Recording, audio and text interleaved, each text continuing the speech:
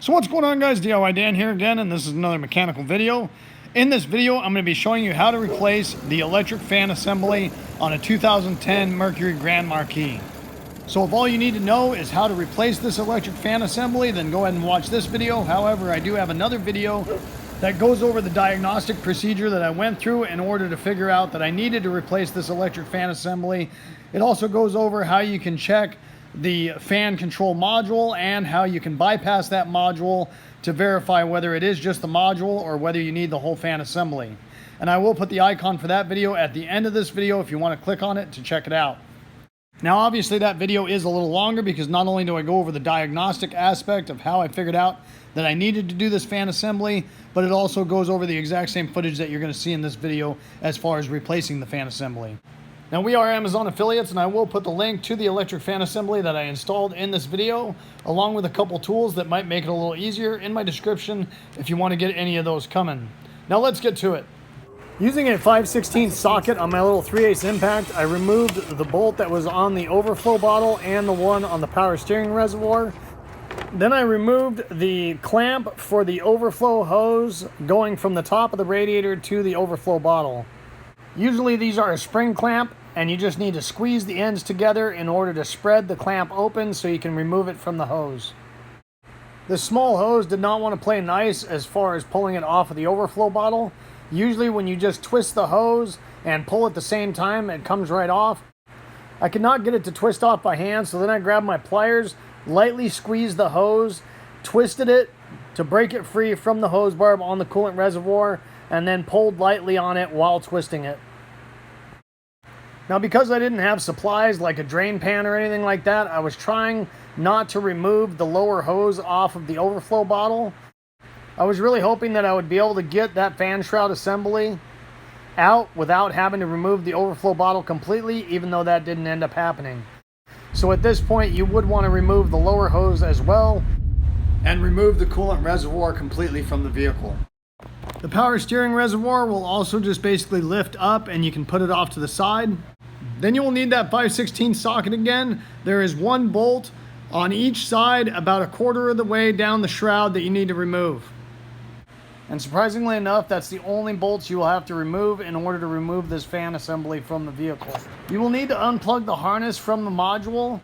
On the electrical connector that's coming from the engine harness plugging into that module, there is a plastic tab that you will need to squeeze in order to lift that plastic tab up and over the locking tab that is on the module. While squeezing that tab, just wiggle and pull on that connector end and it should unplug off of the module. Underneath the coolant reservoir, there is also going to be two tranny cooler lines that you will need to unclip out of the fan shroud in order to remove the fan assembly. Now because I decided not to remove the lower hose off of the coolant reservoir and get it out of the way at the beginning, this proved to be much more difficult because I did not have much room to work. When trying to remove tranny cooler lines like this, I find the best tool to use is actually a pair of lock ring pliers, because as you squeeze the handle, it actually spreads the plier opening, which pushes the two locking tabs away from each other, and you can pull those tranny lines right out of those locking clips. However, since I did not have my lock ring pliers at the time of doing this job, what I ended up doing is just taking a pair of regular pliers and breaking those locking clips off by squeezing them together with a regular set of pliers, because they were so old and brittle that they basically just broke off, which allowed me to remove the tranny cooler lines. And because the fan assembly came with new locking clips to hold those tranny cooler lines, I didn't have to worry about breaking them. Those lock ring pliers work great to spread open that locking clip in order to pull the tranny cooler lines out, but you can also use a flathead screwdriver or anything else that you can use to accomplish the same thing. The only other thing you need to do is lift the lower radiator hose up and off of a lower support bracket that is attached to the bottom part of the fan shroud. If you choose, you can also remove this bracket by squeezing the two plastic tabs inward and then go ahead and pull it out. I did not remove this during disassembly, and I really didn't have a problem getting the fan assembly out. But if you want to give you a little bit more room to get it out, you can. Now once again, because I did not remove the coolant overflow bottle, I thought I had enough room to get this fan assembly up and out of there, but I did not. And I fought it for quite some time I even ended up pulling off the upper radiator hose to get it out of the way, and I still barely had enough room in order to pull this fan assembly out from the vehicle. After removing the upper radiator hose, I did barely have enough room in order to get this fan assembly up and out of the vehicle. And the extra 1 gallon of coolant it would have cost me to just remove that overflow bottle would have been well worth it, because this was very frustrating and time consuming. Before ever going to just install your new part, make sure it matches up to the old part identically. You want to check items like the electrical connection, make sure it's the same, make sure your mounting holes are the same between the two, and that the fan size and the overall size of the product is the same as well. Because it's way easier to return something when they see you haven't tried to install it already. So right here I was trying to get the new fan assembly in, so I had some help with holding the upper radiator hose out of the way and the coolant overflow, and I still could not get that cooling fan assembly to go in. And after fighting it for a couple more minutes, I finally decided I needed to remove that coolant overflow bottle, which is what I should have done in the first place. So right here I just used the regular pair of pliers again in order to squeeze that spring clamp and then pull it down past the hose barb and then twist and pull on the hose in order to remove it. Then I just tipped it up to save as much coolant as I could and set it off to the side. And what do you know, after removing that, it dropped right into place without a problem. There are 2 tabs on the radiator that the fan assembly slides into at the bottom to hold it in place. Once the bottom is slid into place, then go ahead and start the bolts on the side of the fan shroud assembly and tighten those down. Keep in mind when tightening these down, they're not a very big bolt and they're just going into a metal insert, so you do not want to over tighten them and strip them out.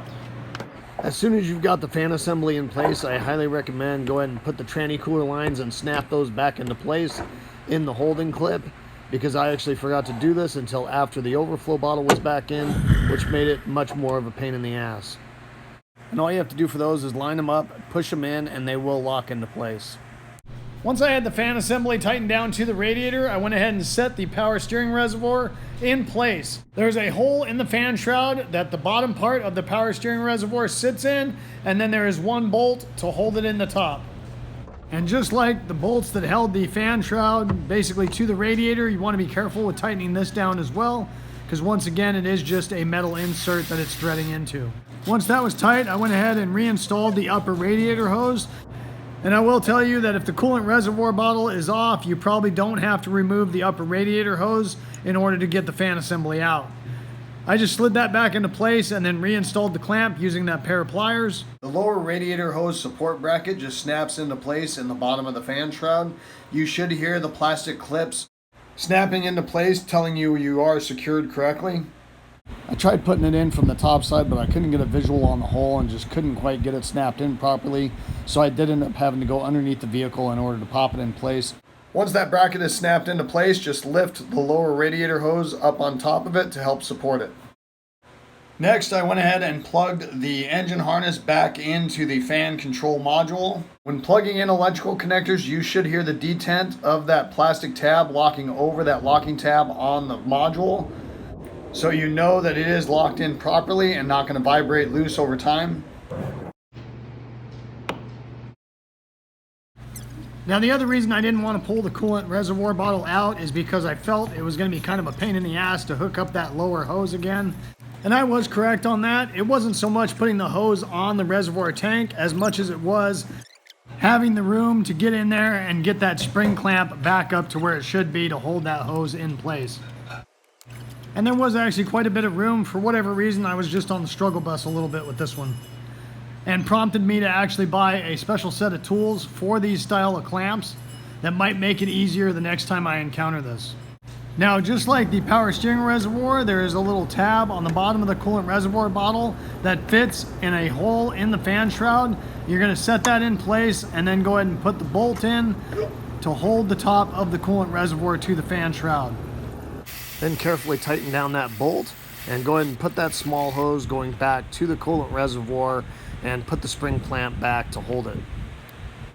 Then go ahead and remove the overflow bottle cap so you can top it off with coolant.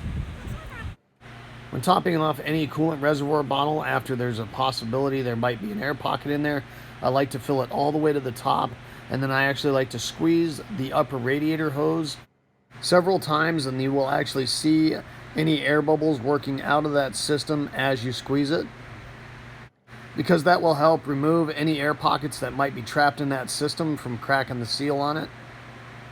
When topping off the coolant, make sure you match the coolant that was already in the system. I'm actually using a universal gold coolant that will mix with either the green or the red. Once working as many of the air bubbles out as I could by squeezing that upper radiator hose, I went ahead and put the cap back on and started the engine.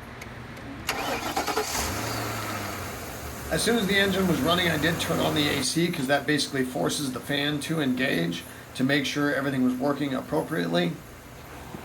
I did run the engine for about a minute, and I squeezed that upper radiator hose some more just to see if I could work any more air pockets that might be stuck out of the system. Then I did shut it down one more time and check the coolant and top it all the way off to the top one more time. Then took it for a test drive, got it up to temperature. Once getting it up to temperature, I did drive it around a little bit longer just to make sure it wasn't going to overheat for any reason. Then took it back, let it cool down, and did double check the coolant level one more time just to be 100% sure that it was topped off completely. And that's about all there is to it, guys. Hopefully you guys enjoyed this video and it gave you some good information. If so, make sure you hit that like button and subscribe to my channel if you haven't already. I'd really appreciate it. The whole concept of my channel is to give you guys the most information in the least amount of time as possible so I don't waste your time. And I hope to see you next time. Have a good one. Later.